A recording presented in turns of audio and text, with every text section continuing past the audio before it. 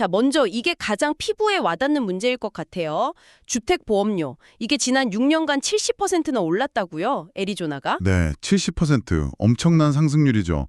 전국 네 번째라고 하니까요. 근데 또 재밌는 건 그렇게 올랐는데도 평균 보험료 자체는 아직 전국 평균보다 낮다면서요. 한 6% 정도? 네, 맞아요. 그게 좀 아이러니한 부분인데 이게 단순히 아직 싸다 이렇게만 볼 건 아닌 것 같아요. 아, 그런가요? 어떤 점에서요? 그러니까 예전에는 위험도가 낮게 평가됐을지 몰라도 최근 기후변화나 다른 요인들 때문에 위험도가 확 올라가면서 보험사들이 이걸 이제 반영하기 시작한 걸 수도 있거든요. 아, 뒤늦게 현실화하는 과정일 수 있다. 그렇죠.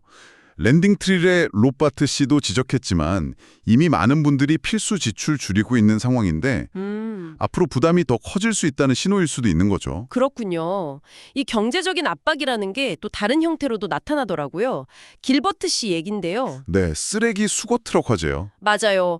이거 잘못 버린 쓰레기 때문에 불이 난다면서요. 올해 벌써 5번이나. 네, 지난달에는 아예 재활용 트럭 한 대가 다 타서 피해액이 50만 달러가 넘는다고 하더라고요. 50만 달러요?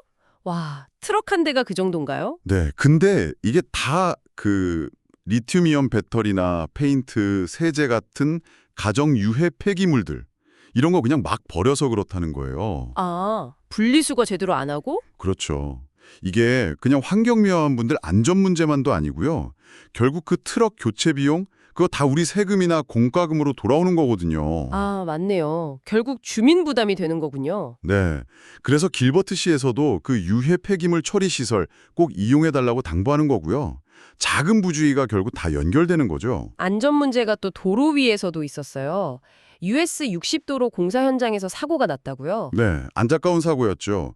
조던 커티스 씨라고 작업 중이셨는데 시멘트 트럭에 치이셨다고요? 손목이 부서지는 큰 부상이었다고 들었습니다. 근데 이게 그 트럭이 다른 사고 피하려다가 작업자 쪽으로 갔다고. 안타까운 일이죠. 이분이 또 재향군인 지원하는 회사에서 일하신 지 2달 만에 이런 일을 당하셨다고 하더라고요. 정말. 근데 이게 그냥 우연한 사고만은 아닌 것 같아요. ADOT 통계 보니까 작업구역 사고 사상자가 계속 늘고 있다면서요? 네, 맞습니다. 2020년 이후로 계속 늘고 있고요. 2024년 잠정 집계만 봐도 사망자가 23명, 중상자가 33명이에요. 와, 정말 심각한데요. 네, 그래서 ADOT에서도 계속 강조하는 거죠. 작업구역 지날 때는 제발 좀 속도 줄이고 주의 깊게 운전해 달라고요. 그 동료분 말처럼 정말 찰나의 순간에 모든 게 바뀔 수 있으니까요. 네, 운전자들의 경각심이 정말 중요하겠네요. 부동산은 단순한 거래가 아닙니다. 미래를 만드는 일이죠. 애리조나 한인 부동산 전문가 허소정 에이전트가 당신의 꿈을 현실로 바꿉니다.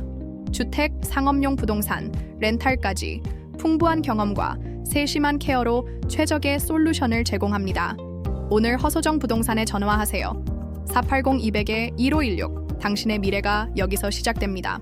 자, 이번에는 좀 더 복잡한 이야기로 넘어가 볼까요? 이민 문제입니다. 네, 애리조나의 서류 미비 이민자가 50만 명이 넘는다고 하죠. 50만 명이요. 엄청난 숫자인데 그럼 이분들이 왜 합법적인 절차를 못 밟은 걸까? 이런 질문이 나올 수 있잖아요. 근데 현실은 그게 간단하지 않다고요. 전혀 간단하지 않죠. 그 이민법 전문인 쉐리 라이트 변호사 말처럼 이 시민권 취득 절차라는 게 굉장히 뭐랄까 문턱이 높아요. 문턱이 높다. 구체적으로 어떤 점이 그런가요? 시간도 막 수년씩 걸리고 비용도 수천 달러는 기본이고요. 또 10단계나 되는 복잡한 과정을 거쳐야 하는데 애초에 그 자격 요건 자체를 충족 못하는 경우가 많다는 거예요. 자격 요건이요? 네. 예를 들어서 그 하지밀 유리아스 씨 사례처럼 어릴 때 관광 비자로 들어와서 체류 기간 넘겨버리면 합법적인 입국 증명 이걸 하기가 거의 불가능하거든요. 아, 합법적인 입국 기록이 없으면. 네, 그러면 설령 미국 시민권자랑 결혼을 했고 또 미국에서 낳은 자녀가 있어도 본국으로 10년을 돌아가야 할 수도 있다는 거예요. 이 요건 때문에. 10년이나요? 와, 정말 힘든 상황이네요. 그렇죠. 근데 또 역설적인 게 이 유리아스 씨 경우처럼 추방재판 통지서를 받는 게 오히려 기회가 될 수도 있다는 거예요. 추방 통지서가 기회라고요? 그건 왜 그렇죠? 그 통지서를 받아야만 판사 앞에서 추방 취소라는 걸 신청할 자격이 생기거든요. 그때 이제 미국 시민권자인 가족들이 겪게 될 극심한 어려움, 이걸 증명하면 구제받을 길이 열릴 수도 있다는 거죠. 정말 복잡하네요. 시스템 자체가. 네. 현재 이민 시스템이 얼마나 복잡하고 또 때로는 모순적인지를 보여주는 단적인 예라고 할 수 있습니다. 정치적인 걸 떠나서 현실이 이렇다는 걸 좀 알 필요가 있겠죠. 네, 참 어려운 문제입니다. 또 안타까운 소식도 있었어요. 뉴 리버 지역에서 목사님이 자택에서 피살되셨다고요. 네, 윌리엄 슈네만 목사님. 정말 충격적인 사건이었죠. 용의자는 잡혔고요. 세도나에서 추격전 끝에요. 네. 근데 이 범행 동기가 좀 종교적인 이유에서 비롯된 무작위 공격으로 보고 있다면서요? 네, 마리코파 카운티 보안관실 MCSO 발표로는 그렇습니다. 용의자랑 피해자 사이에 아무런 사정 관계가 없었다고 하고요. 그냥 길 가다 마주친 것도 아니고 자택에서인데 무작위라니 더 무섭네요. 더 소름 돋는 건 그 용의자한테 추가 범행 대상 명단, 그러니까 일종의 살생부 같은 게 있었다는 거예요. 살생부요. 아휴. 네, 그래서 체포가 정말 더 큰 비극을 막은 셈이죠. 근데 그 피해자 아드님의 말씀이 참 인상 깊었어요. 어떤 말씀이셨나요? 정의는 구현되길 바라지만 증오심에 사로잡히진 않겠다. 그리고 만약 아버지가 신앙 때문에 표적이 된 거라면 그것 또한 받아들이겠다. 이런 굉장히 성숙한 태도를 보이셨더라고요. 정말 대단하시네요. 힘든 상황에서.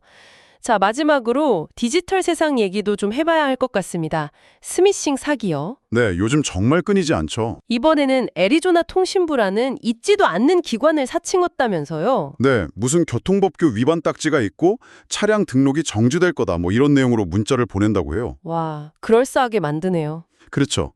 근데 여기서 딱 하나만 기억하시면 됩니다. 정부 기관은 절대 문자로 이런 중요한 내용을 통보하지 않아요. 절대 안 한다? 네. 그러니까 이런 문자 받으면 그냥 절대 링크 누르지 마시고 답장도 하지 마시고 바로 삭제하시는 게 상책입니다. 네. 의심스러우면 그냥 삭제. 혹시 신고의 방법도 있나요? 네, 신고하실 수도 있습니다. 알겠습니다. 이것도 꼭 기억해둬야겠네요.